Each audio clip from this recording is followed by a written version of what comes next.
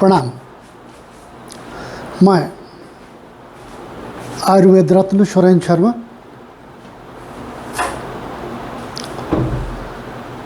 पिछले पाठ में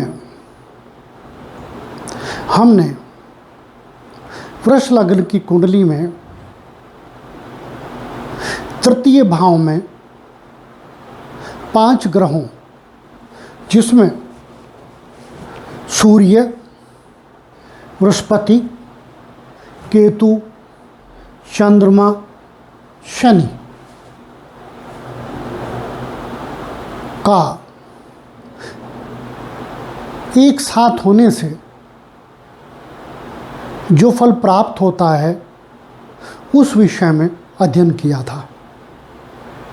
आज हम इन्हीं 5 ग्रहों को चतुर्थ भाव में लेकर आगे बढ़ेंगे। वृष लग्न की कुंडली में चतुर्थ भाव में सूर्य, बृहस्पति, केतु, शनि और चंद्र उपस्थित हैं। इनके सम्मुख स्वभावतः राहु दशम भाव में हो जाता है। अब अनुमान से हम इनके अंश लिख लेंगे, उन्हीं 3 श्रेणियों में से जो हमने पहले अंकित की हैं। 0 से 10 अंश में हम चंद्रमा को ले लेते हैं 3 अंश,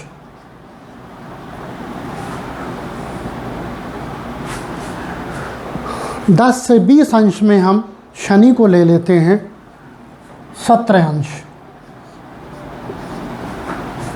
20 से 30 अंश में हम सूर्य को ले लेते हैं 28 अंश।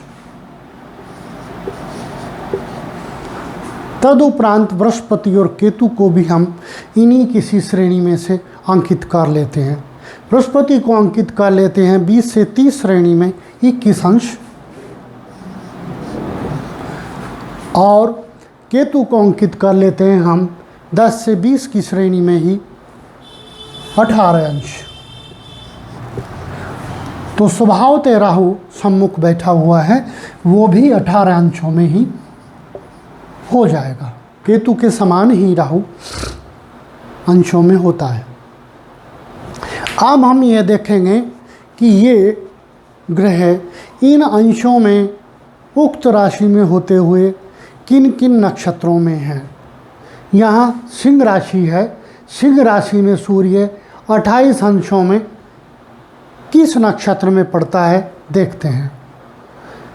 सिंह राशि में 26 अंश 40 कला तक पूर्व फागुनी नक्षत्र है, तदुपरांत उत्तरा फागुनी नक्षत्र है, तो ये उत्तरा फागुनी नक्षत्र में पड़ेगा।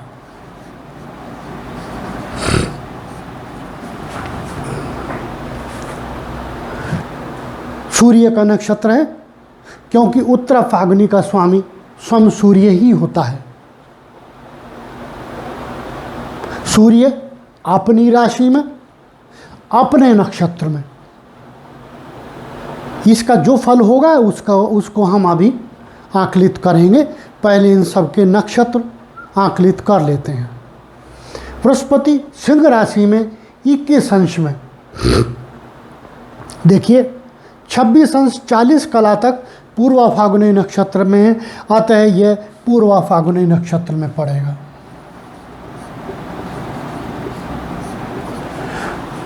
केतु सिंह राशि में 18 अंशों में, ये भी पूर्व फागुनी नक्षत्र में पड़ेगा क्योंकि 13 अंश 20 कला से प्रारंभ करके 26 अंश 40 कला तक पूर्व फागुनी नक्षत्र है।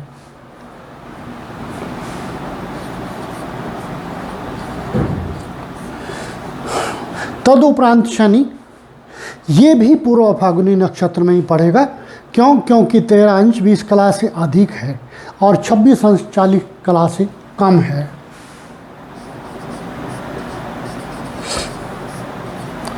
चंद्रमा सिंह राशि में 3 अंशों में मघा नक्षत्र में पड़ेगा क्योंकि 0 से 13 अंश 20 कला तक मघा नक्षत्र है।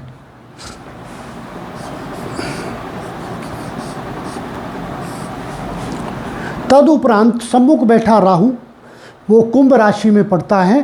कुंभ राशि में राहु 18 अंशों में किस नक्षत्र में पड़ेगा देखते हैं।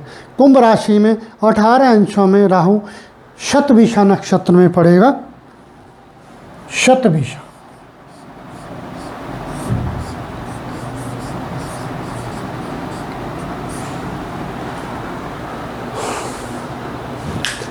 सूर्य अपनी राशि में अपने नक्षत्र में, उत्तरा फाल्गुनी नक्षत्र का स्वामी सूर्य, अतः यहाँ सूर्य बहुत बली हो जाता है। स्व राशि में है, स्व नक्षत्र में है, तो बली भी है और उग्र भी है। क्यों? अपने नक्षत्र में होने से सूर्य उग्र हो जाता है।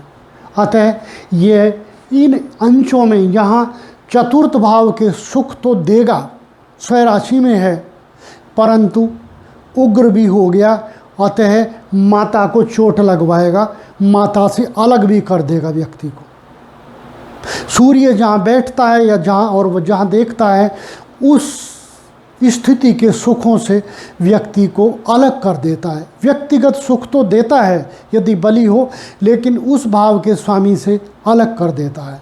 अतः इस व्यक्ति को सूर्य माता से अलग कर देगा।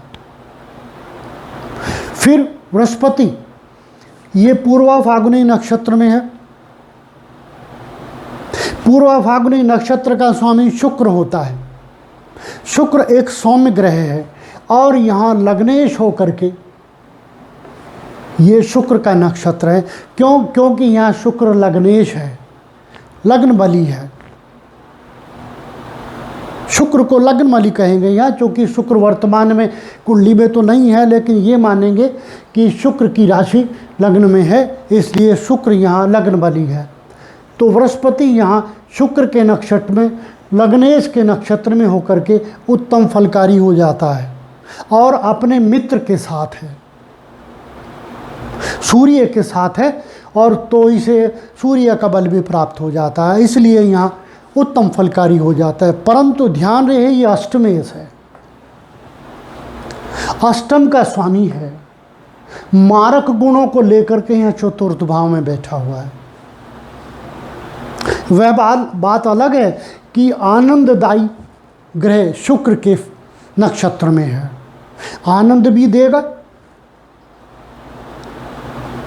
वाहन और घर के सुख भी देगा, क्योंकि सूर्य का सपोर्ट है, केतु का भी सपोर्ट है। केतु बृहस्पति के साथ मिलकर के राजयोग जैसी स्थिति बनाता है, जैसे कि लोग राजयोग शब्द का प्रयोग करते हैं। फिर केतु पूर्वा फाल्गुनी नक्षत्र में, वह भी शुक्र के नक्षत्र में है। शुक्र के नक्षत्र में केतु बुरा नहीं होता, उत्तम फलकारी होता है, परंतु सूर्य के साथ है, इसलिए सूर्य को यहाँ ग्रहण लगाता है, सूर्य के फलों में कमी करता है। बृहस्पति के फलों में तो वृद्धि करता है, लेकिन सूर्य के फलों में कमी करता है। तदुपरांत शनि, शनि यहाँ पूर्वा फाल्गुनी नक्षत्र में है, शुक्र के नक्षत्र में, मित्र के नक्षत्र में है, उत्तम गुण फल देना चाहता है, उत्तम गुणी है। क्यों? क्योंकि सामने इसकी राशि है दशम भाव में, दशमेश होकर के यहाँ चतुर्थ में बैठा है, कर्मेश होकर के यहाँ चतुर्थ में बैठा है, इसलिए ऐसे कर्म कराए जिससे चतुर्थ के सुख प्राप्त हों। और चतुर्थ भाव में बैठ करके अपने भाव में, अर्थात कुंभ राशि का स्वामी होता है, कुंभ राशि में देखता है, अतः यह राजकीय रोजगार दिलाता है, उन्नति भी कराता है, तकनीकी कार्य में रुचि जागृत करता है, तकनीकी कार्यों की वृद्धि करता है। शनि यहाँ मघा नक्षत्र में है, मघा नक्षत्र का स्वामी केतु होता है। केतु के नक्षत्र में, शनि पूर्वा फाल्गुनी नक्षत्र में है, अपने नक्षत्र में है, अपने मित्र के नक्षत्र में। चंद्रमा मघा नक्षत्र में है, मघा नक्षत्र का स्वामी केतु होता है, दुश्मन के नक्षत्र में है। चंद्रमा केतु में कोई मित्रता नहीं है। केतु चंद्रमा के लिए सामान्य स्वभाव ही है, परंतु शनि के साथ मिल गया है, अतः जहर योग का निर्माण हो गया। जहर योग, शनि और चंद्र जहाँ मिल जाते हैं, और स्वभावतः भी चंद्रमा या मघा नक्षत्र में, केतु के नक्षत्र में, फिर केतु के साथ भी है, अतः यहाँ शनि और चंद्र की युति से, साथ में केतु की युति से और सामने बैठे राहु की दृष्टि से ग्रह जहर योग बन गया। चतुर्थ भाव में बना जहर योग व्यक्ति को चतुर्थ के सुखों से वंचित करता है। सूर्य कितना भी इसको उत्तम फल दे, बृहस्पति का सपोर्ट भी दे, मिलेगा भी बहुत कुछ, लेकिन खोएगा भी बहुत कुछ। खोने का रास्ता रोग बनेंगे। शनि चंद्र से यहाँ मिलकर के रोग बनेंगे। रोग किस प्रकार के बनेंगे? टीबी, दमा, चेस्ट प्रॉब्लम, लंग्स में पुअरनेस, या लंग्स में और भी जो डिजीज़ हो सकती हैं, वो सब पूरी होने की संभावना यहाँ बन जाती है। चंद्रमा चतुर्थ का स्वामी होता है, चतुर्थ भाव का, और चंद्रमा यदि चतुर्थ में हो तो उत्तम फल नहीं देता। यहाँ तो ग्रहण योग में भी हो गया है केतु के साथ मिलकर के, और राहु की दृष्टि से साथ में शनि के साथ मिलकर के जहर योग में भी हो गया है, इसलिए चंद्रमा के सुख यहाँ नगण्य हो जाते हैं।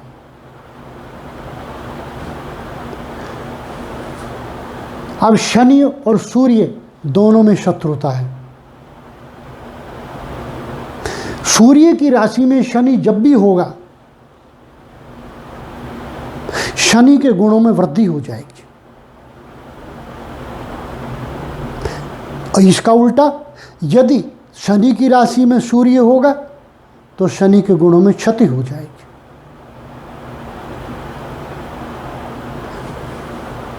इस प्रकार से इन नक्षत्र में होते हुए ये ग्रह यहाँ मध्यम फल देंगे।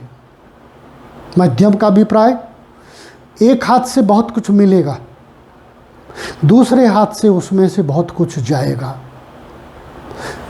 व्यक्ति सुखों के घोड़े पर भी सवार रहेगा, लेकिन साथ में रोगों से पीड़ित होकर के अस्पताल के चक्कर भी लगाएगा।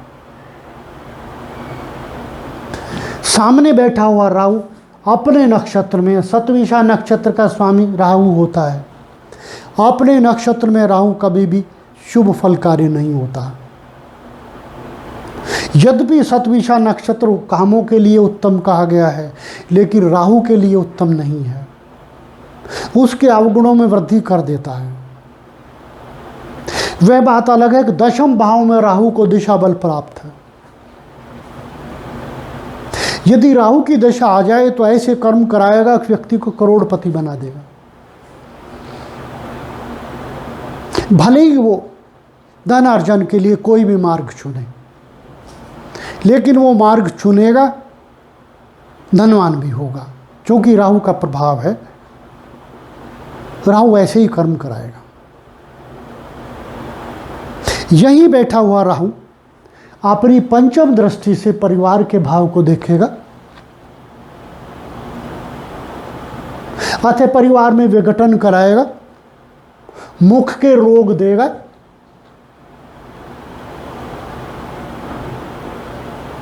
और प्राप्त होती विद्या को बाधित करेगा। ऐसी स्थिति में कई बार शिक्षा अटक जाया करती है, अटकने के उपरांत आगे बढ़ती है, अथवा प्राप्तांक न्यून रह जाया करते हैं, न्यूनतम रह जाया करते हैं। यही राहु चतुर्थ पर प्रभाव डालता हुआ चतुर्थ के सभी अवगुणों में वृद्धि करेगा, गुणों में कमी करेगा। और यही राहु अपनी नवम दृष्टि से षष्ठम भाव को देखेगा, रोगों में वृद्धि करेगा, परंतु दुश्मनों को कम करेगा, पापी जब किसी भाव को देखता है तो वहाँ जो पापी कर्म करते हैं उनको प्रताड़ना देता है, अपना वर्चस्व कायम करता है।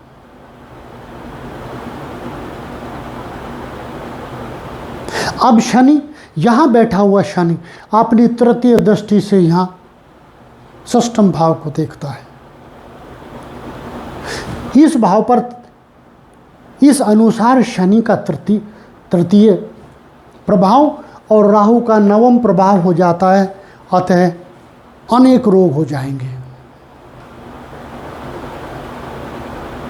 यकृत में समस्या, क्यों? क्योंकि इस प्रभाव से वात रोग में वृद्धि होगी। आयुर्वेद में 3 ही प्रकार के प्रभाव कहे गए हैं, वात, पित्त, कफ। तो जहाँ शनि और राहु का प्रभाव होता है वह वात रोग में वृद्धि होती है। वात रोग यहाँ से यकृत की समस्या, गुर्दे की समस्या, पथरी, इस प्रकार के रोग में वृद्धि होगी।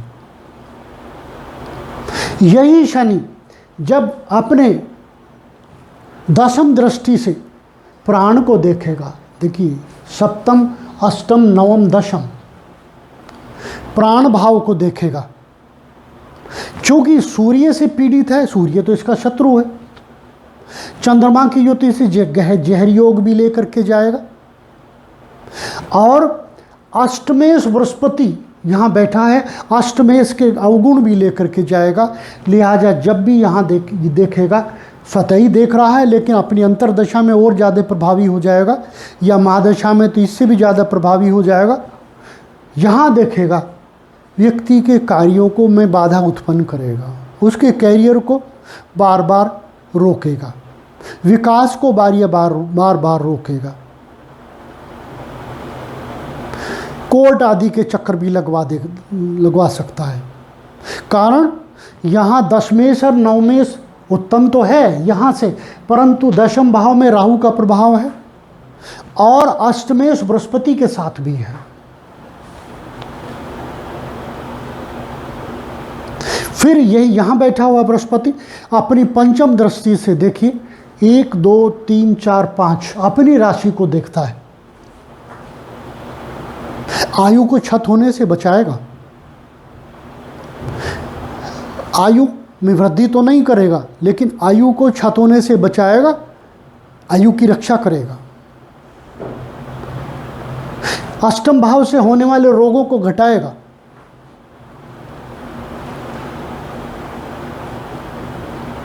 नवम दृष्टि से देखता हुआ ये सप्तम, अष्टम, नवम दृष्टि से देखता हुआ मोक्ष की तरफ निर्देशित करेगा। क्यों? क्योंकि वहाँ 1 नंबर राशि है जो इसके मित्र की है, मंगल की, इसलिए यहाँ मंगल का प्रभाव है और उसके मंगल के मित्र बृहस्पति का प्रभाव यदि यहाँ चला जाएगा तो मोक्ष की तरफ ले जाएगा, धर्म कर्म में पैसा खर्च कराएगा। इस प्रकार की युति यहाँ लाभ और हानि दोनों में होगी। रोग भी यहाँ क्लियर हुए। तदुपरांत हम देखते हैं कि ये व्यक्ति रोजगार कौन सा करे,